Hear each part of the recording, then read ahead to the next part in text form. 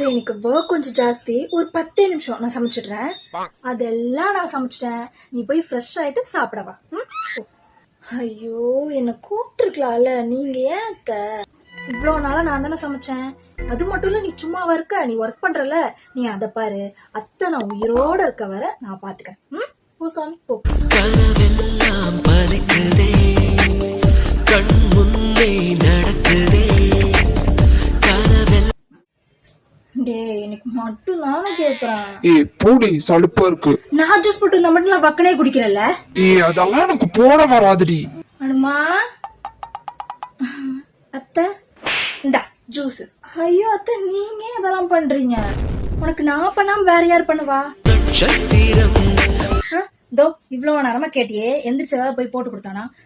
ஒரு சோம்பேறி பெத்து வச்சிருக்கேன். இப்ப என்ன இழுக்கிறீங்க? இந்தா நீ குடி. ஏமா என்ன காய்ச்சதுல நான் போட்டு கொடுத்துருக்கியா? இவளுக்கு மட்டும் போட்டு கொடுக்குறேன். ஆமா போடா, இந்தாமா நீ குடி. சுகர் ரைஸ் இல்லாம தானே குடிப்ப? தெரியும். ரொம்ப நடிக்காதமா, கண்டுபிடிச்சிடலாம்.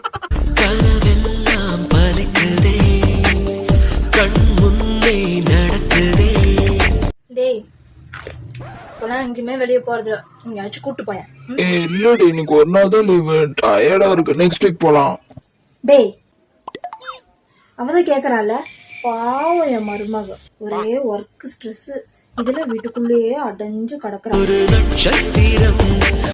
நீ போமா, நீ போய் ரெடி ஆகு, அதெல்லாம் அவன் வருவான். போடா. நானும் போல. இப்ப நீ போறியா இல்லையா? போய் தொலைறேன்.